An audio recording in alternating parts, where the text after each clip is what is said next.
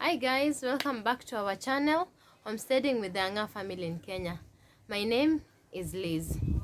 Yeah, Peter today has gone to work, so this sit down, this chat, we're just going to be, of course, me and you guys only. Yeah, so today let's talk about the mistakes the previous generations did during homesteading and farming, things like that. Yeah, the mistakes they did that made the generations that followed hated, disliked to homestead and disliked farming. There are so many things that were not done right. I had put my notes here, but I feel like I should just speak as I'm led, and I think this will just have to be organic talk, not from notes, but I'll keep on referring. Yeah, so there are so many things that made this generation actually that we are in right now, and even the previous one, that most just hated living on a farm, hated living on a homestead, hated living in the rural and in the country, and they hated and just wanted to run away from rural life and rural living or country living and just the entire aspect of homesteading. And I've talked to some people, actually we've shared with some people, because many people have come to visit us, and maybe some are friends, some are even relatives. There's so many people that we chat with, and we kind of hear this reasons as to why many people decide, but there's this disadvantage, there this connotation towards homesteading that is negative. There's actually many.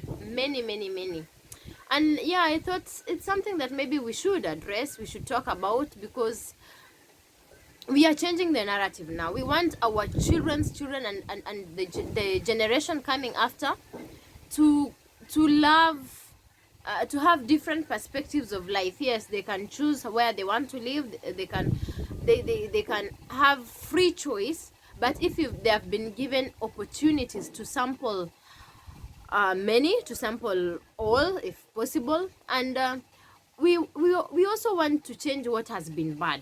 I don't think it will be right for me to have a platform. We started this platform, and I remember God telling me to start this platform so that whatever I have gained I can also share with someone else, and it will change, because the previous generation, what happened is that many did not document and say stories and narratives of how their lives used to be, or what they wanted changed, and the pain and the disadvantages they experienced growing up.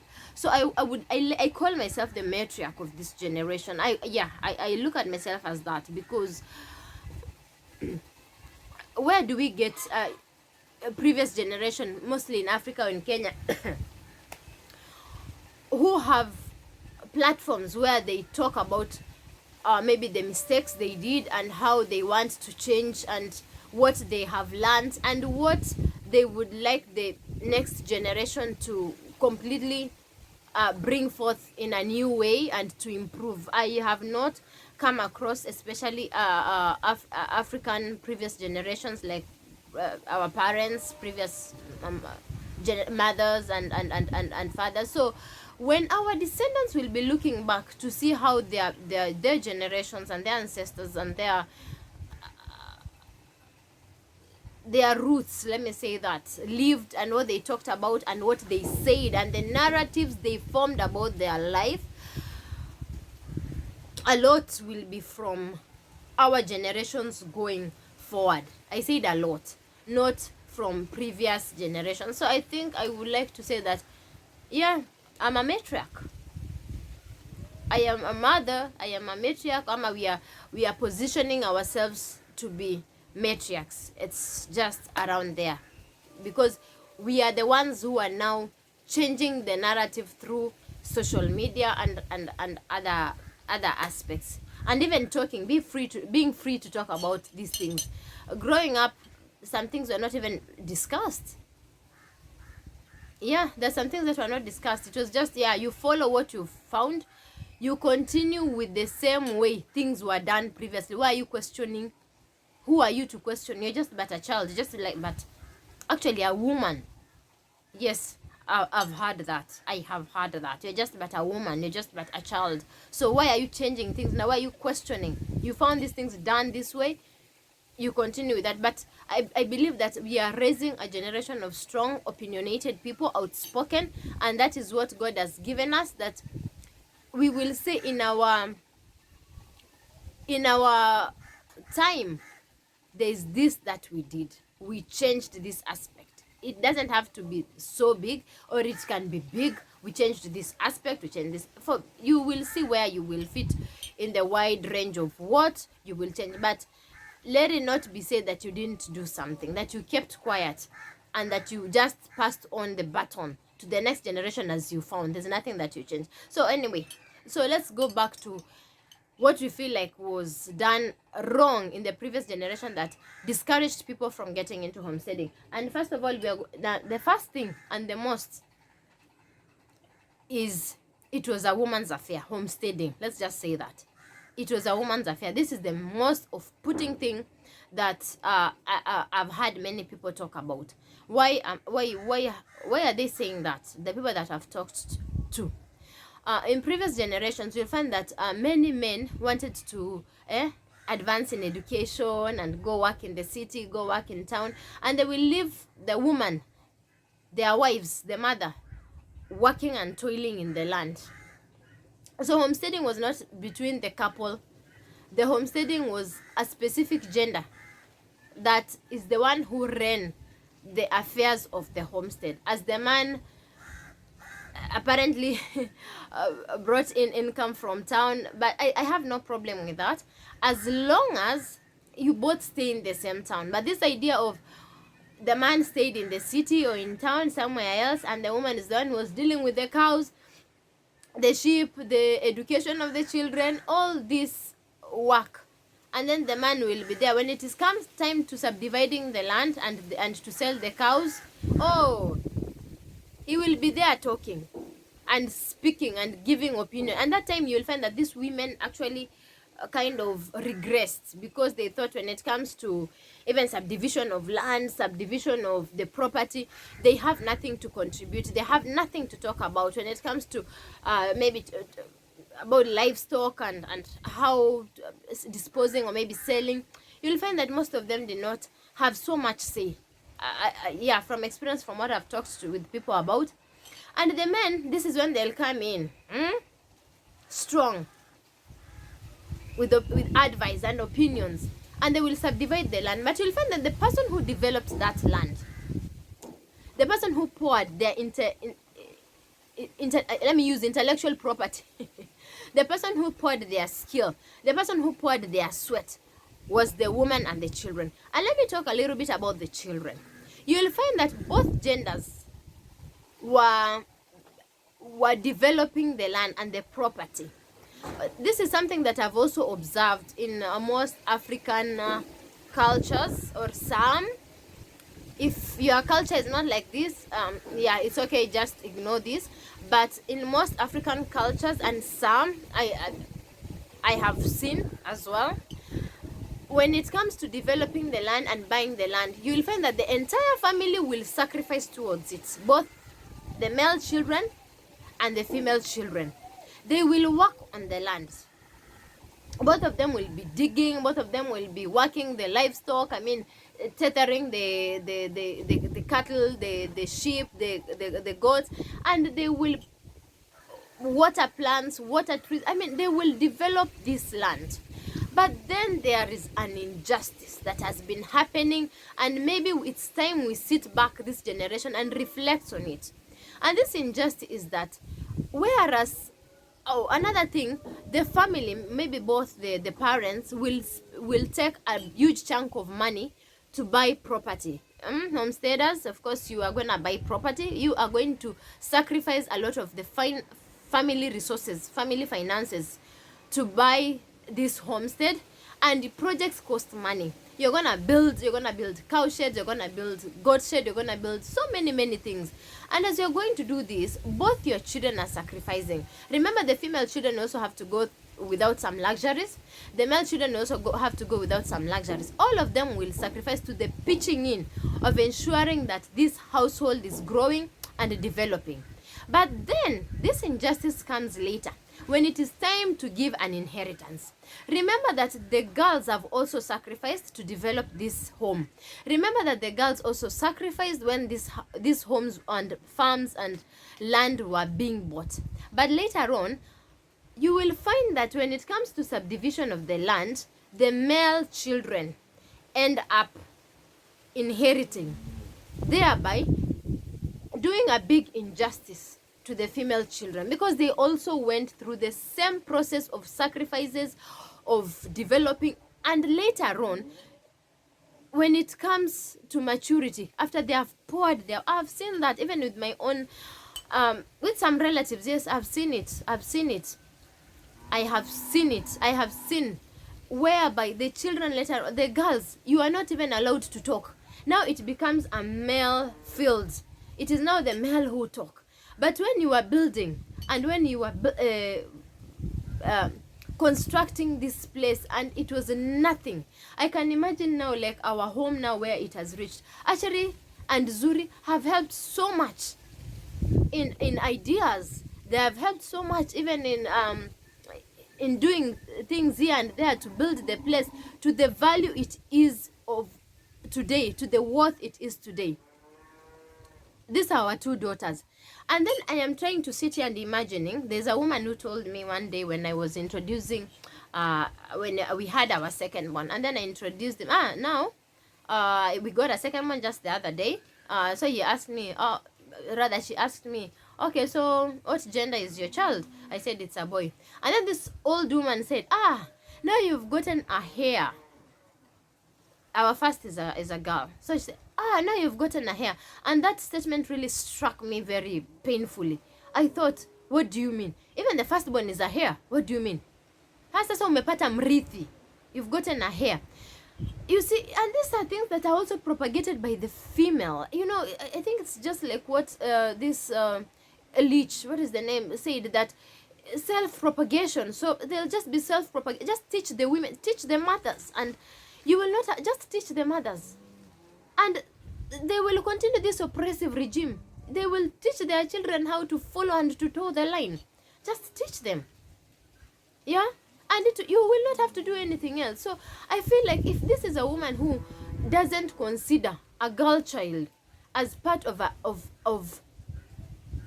person who should get an inheritance,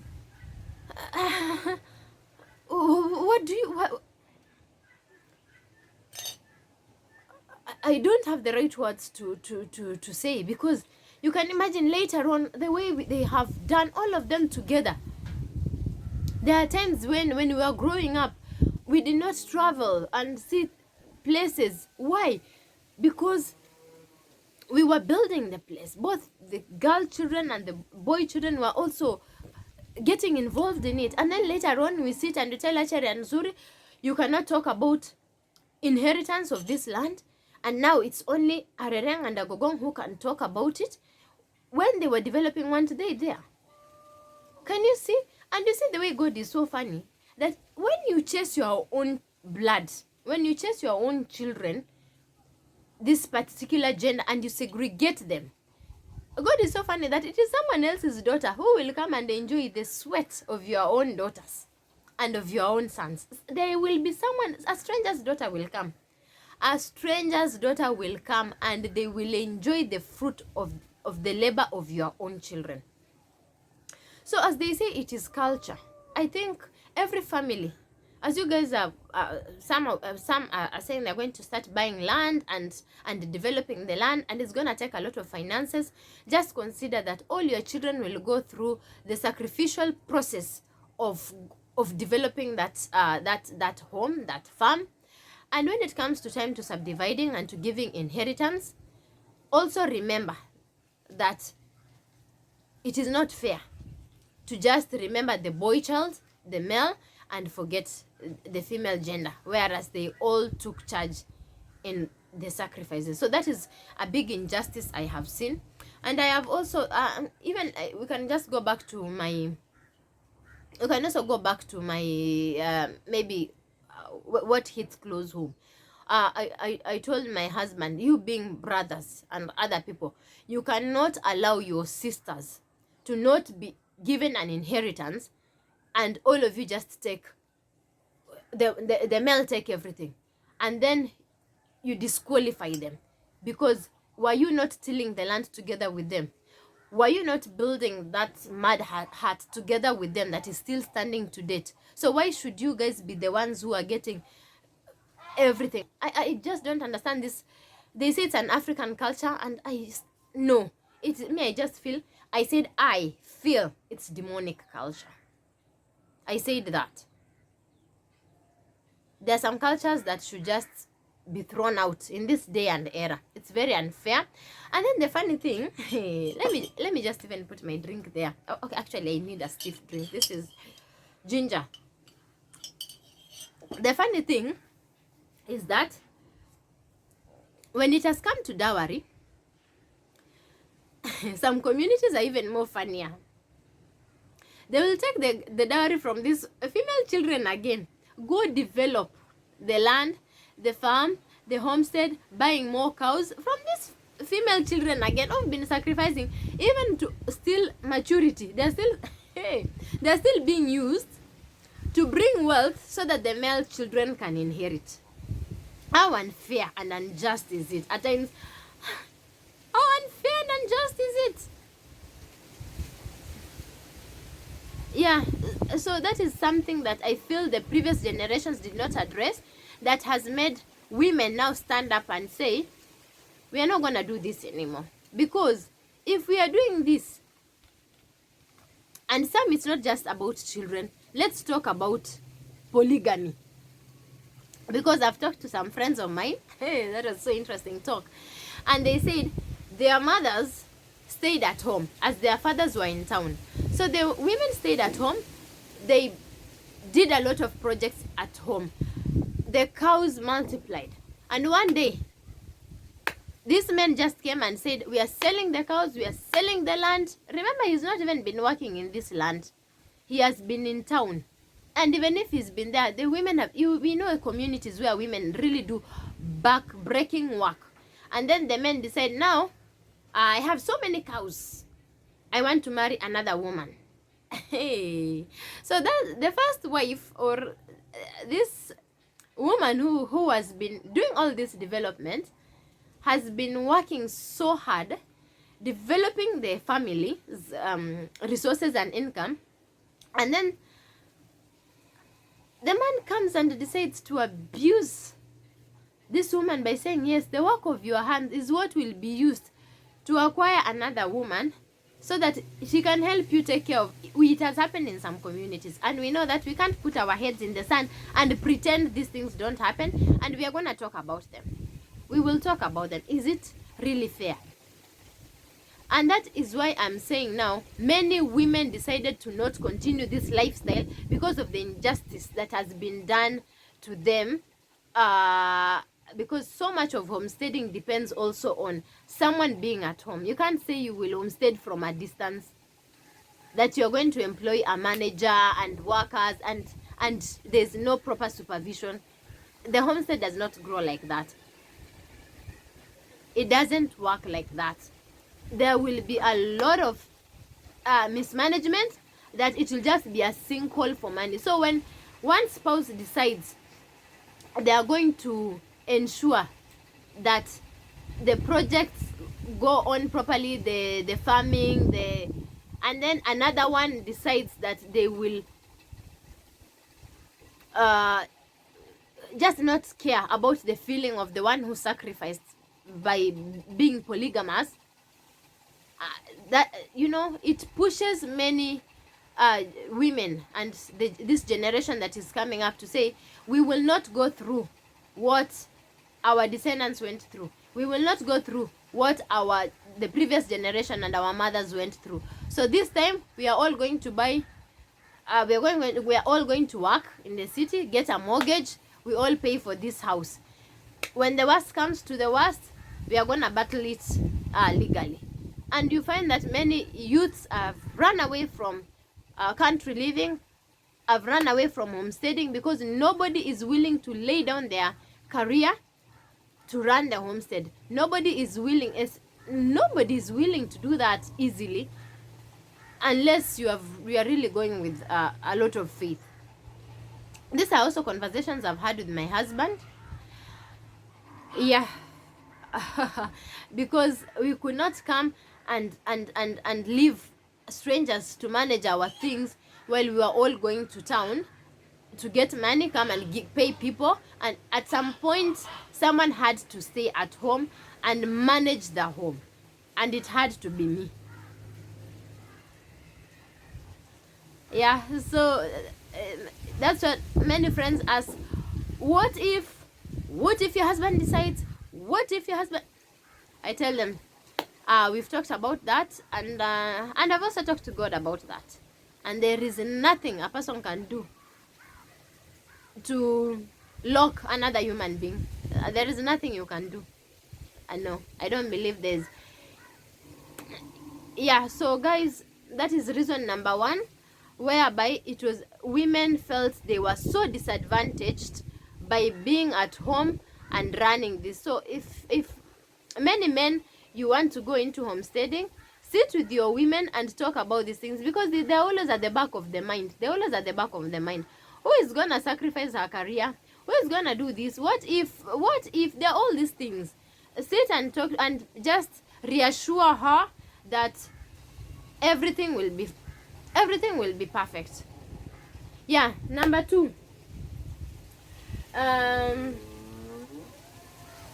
Many people have hated homesteading, were discouraged to homestead because of the monotony.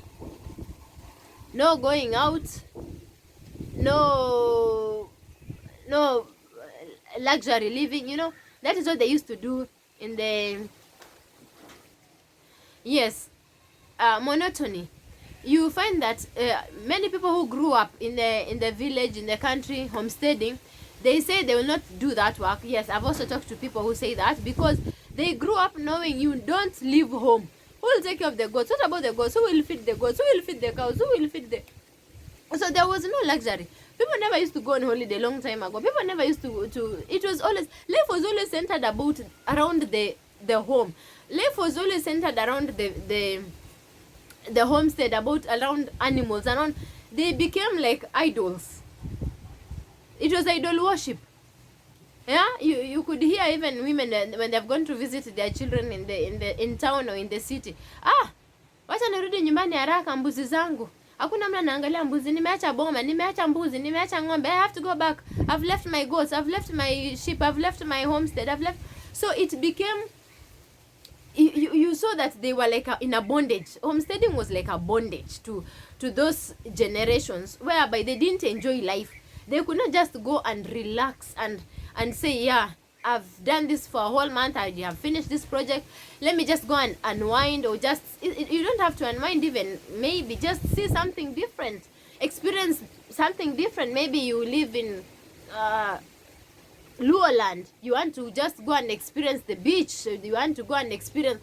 So many people will not do that, because they were tethered together with the goats, together with the sheep, together with the cow. It wasn't appealing to the children.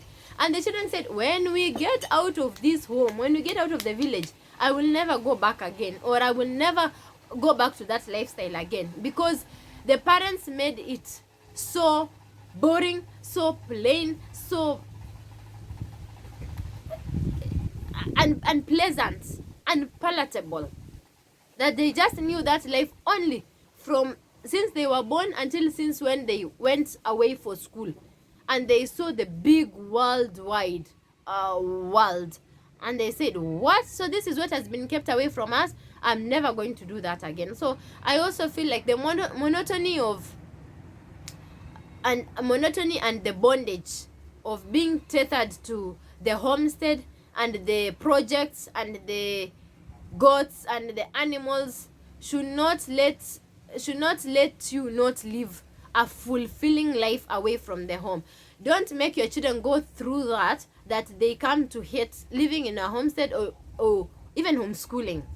Make sure that you take them out once in a while to go visit holidays. Just take them out of the homestead. Take them out of, let them tour, let them travel, let them see the city, and they will make a beautiful decision to know, I would love to settle maybe in a homestead, and at the same time I can have an enriched life, a life full of other activities. It doesn't have to be every day it is cows and goats and animals and crops and irrigation. No, life can be more fulfilling. You can do swimming, you can go golfing, you can go camping and glamping and all these things. So that, I think that is a second reason I've had people say, mimi maisha ya kukaa kwa village sitaki, because life was so boring, same thing, monotony every day. Yeah. So, and then the third thing is I think devaluing and not seeing the worth of living in the homestead. The previous generation, from what I experienced as well, and from also some people that we visit and relatives, I can say that most of them did not have this pride in how they lived and in the things they produced. Why am I saying this? You will find that when people came from the town and from the city, I hope I say this respectfully, and they go to the village, they go with this the people in the country or in the homestead who have plants and crops and all these goodies from the farm, thought they are less. So they'll just go, someone will just go, and then they are running into the farm.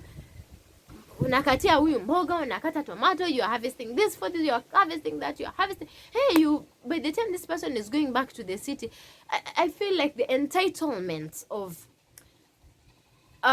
you should give me things, because apparently they don't cost money. That's what people, so it was not regarded highly, because people will just go and they want to be harvested for things without even thinking that this person has been using some pesticides which cost money, fertilizers and labor, and even just her sweat, just her labor, her skill.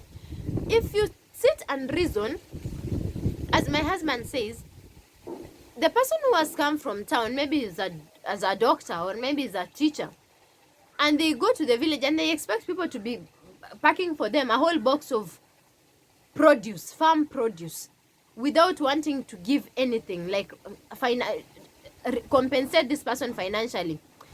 So it made people devalue the role of farming. Living in a homestead involves a lot of farming, involves a lot of gardening and a lot of production of food. So we thought that those people who live in the city are much more important. Those people who live in town, who come from town, are much more dignified, and they're entitled to come and just pack and carry. So my husband told me, when people go and do that, do they take their salary? You cannot go to a shop of your sister-in-law or your brother-in-law and you will be carrying shirts and or whatever merchandise they are dealing with, and you say, it's my sister-in-law, let me go inside and carry my from her shop, let me carry these shoes, let me carry that. Seriously? My husband said, no, that is not right. Someone else has put effort. The way you put effort in your shop, that sister-in-law, brother-in-law, or whoever, auntie, grandmother, will not come to your shop and will be saying, I want that, I want that, I want that. They'll be expected to fork money. So also, when people start valuing the work of their hands in the homestead, the work of their hands in the produce they produce, like the foods they produce, and we value and treasure, and we value them and treasure them, and we know that they are worth a lot, people will want to go back to food production. And if you want to go back to food production, you'll want to live there for efficiency. So that is still homesteading and farming. But now if we keep on despising that you just want to be given for free because you don't use any money anyway, you have not used brain anyway, you have not used my job is more taxing, my job as a doctor is more demanding, my job as a teacher is more demanding than yours. A shopkeeper have spent money to fill the shop, so you should bring money. And when I come to your shamba, I come to your farm, you don't want me to. So those women and those men who lived in the village, I mean, who, yes, and even now, did not value that lifestyle so much that the youth despised it. And most said, we don't want to do this. I would rather have the money so that I can buy what I want. And the entitlement. Nilienda kwa nani hakunipatia hii? No, someone is paying for that. Through sweat, even through money, yes. Laborers cost money. Building those things cost money, the materials, even making the seed bed, buying the seeds, getting manure. At times you have to buy even manure, it costs money. So we should also respect the art of homesteading and farming. Where you go, I say to my sister-in-law at times, I want groundnuts, I want sorghum, I want this, because she has a farm with all this organic good stuff. But I say we are paying. Of course, she will give us as gifts, as you know. There's also that relationship. We don't say that everything has to be exchange of money. No, it should not be like that. But we should also use common sense. Know that this person also goes through expenses for that food to be there. If we all went to the city, if everybody went to the city, if everybody lived in towns, then everybody will starve. So let us respect people who produce food so that we can have the youths go back to living in these places and taking advantage of the lands to produce food. So I tell my sister-in-law, yeah, just pack for me this, pack for me that, and tell me how much, sell it to me. Of course, she will give me some gifts, some just the same way. When she also comes to our place and there's something that we are privileged to have, she will also be a partaker of it. But she will not come with this entitlement that I'm the one who says, no, you are my brother, you are my sister, now I want this, I want that, I want... No. Nobody owes you anything. Nobody owes you anything. So let's respect this and don't sit there and be complaining. I went to so and so's place, I was not even given this, I was not given... No, nobody owes you anything. Let's respect other people's hard work. And also, just the same way, when I will come to for your services, I will pay. When I go to the lawyer's office, when I go to the doctor's office, when I go to... I pay. I'll not just go there with the entitlement. She's my friend, I want this. She's my neighbor, she's my relative. No. Let us all respect and live without this entitlement, so that we don't make the youths and the next generation to hate getting into some professions, careers, because of the way it has been despised or devalued, or they look at it as not worthy. Let's bring back worth and value to everything that comes from the land. That means food, all those things. Let us bring value to them. So the previous generation failed in that they devalued their work. They did not put worth in their work, that made their children say, we will not do this kind of lifestyle. We want to go to the city. We want to go to towns. We want to live away from this kind of hard labor. And it's okay. We will give out. We will buy.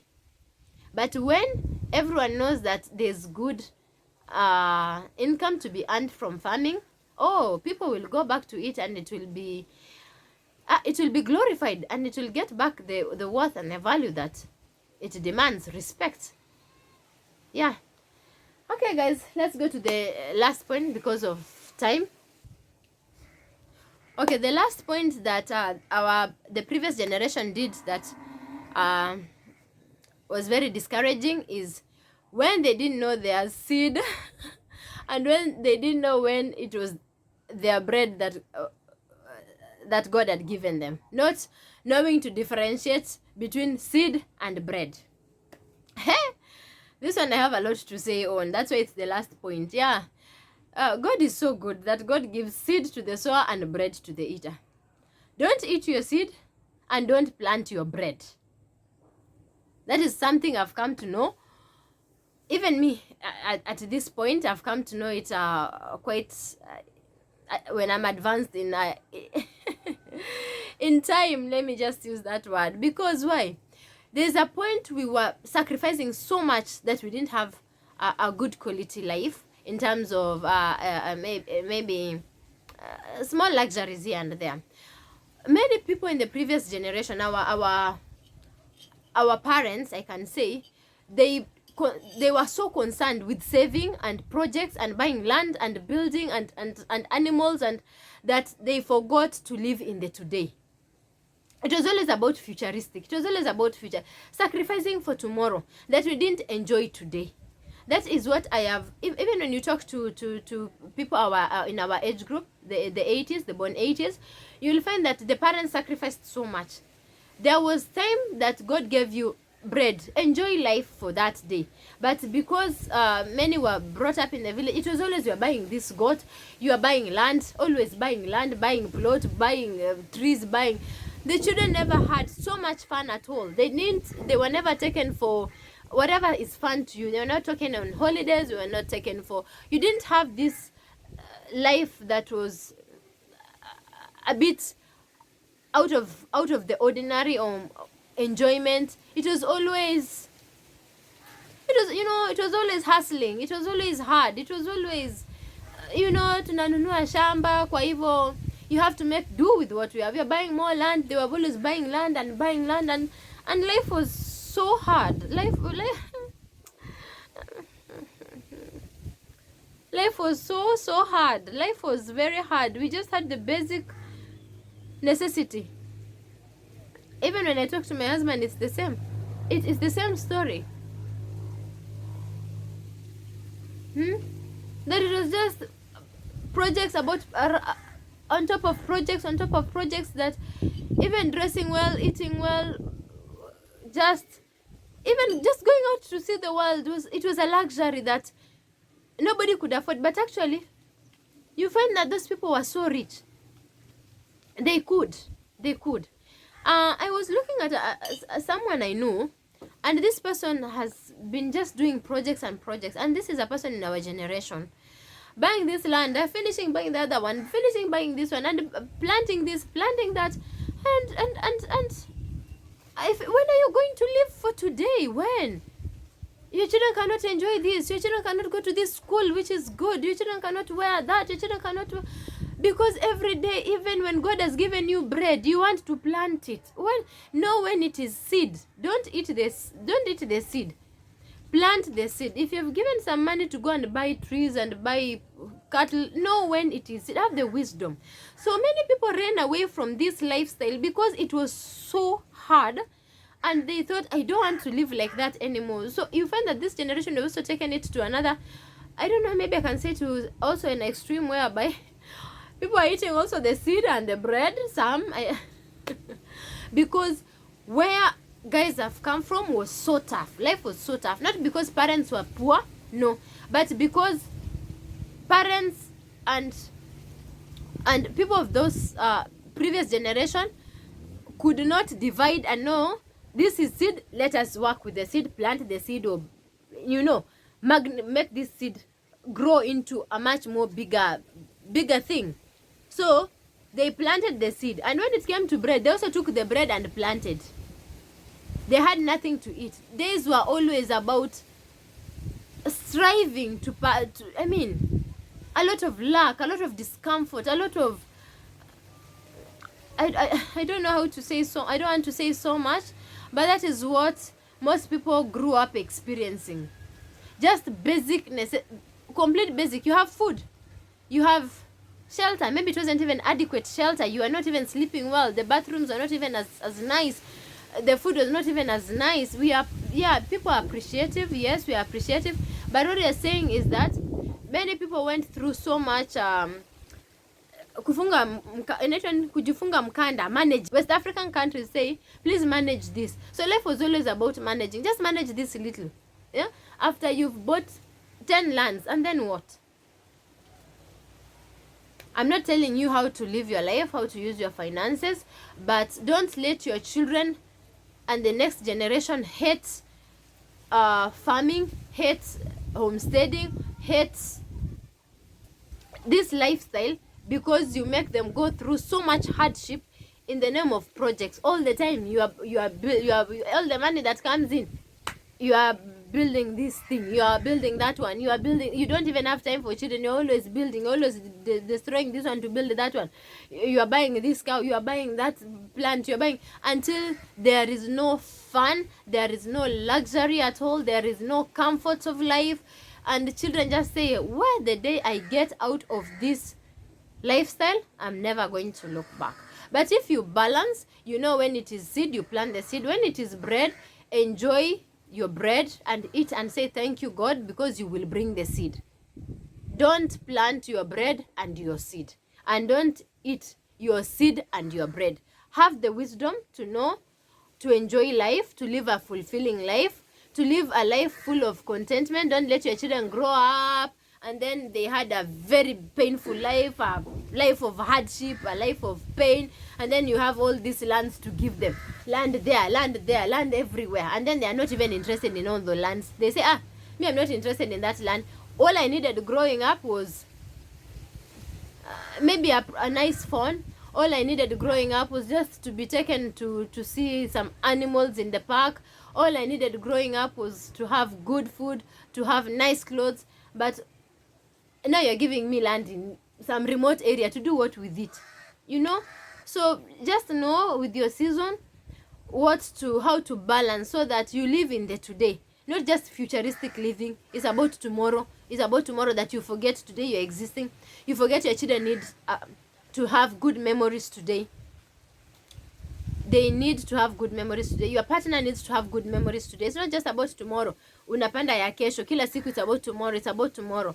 So let's change that narrative of what the previous generations did, always thinking about tomorrow, that they forgot about today. And if we have this balance, the children we are bringing up will have a beautiful, they will know how to, they will also know how to learn to live a healthy way in terms of balancing, the balancing act, so that they are not deprived of today in the name of tomorrow, or they will not eat their seed so that they don't have a brighter future because they also indulged so much today. Let's teach our children how to balance. Homesteading is about wisdom. Know how to balance, that your lifestyle is not something that your children will hate. It's not something that your children will say, I look forward to getting out of this house. They will look forward to saying, I will never go back to that lifestyle again. I've had people saying that. I've had people saying, I will never, ever go back to that lifestyle again because of what our parents made us go through.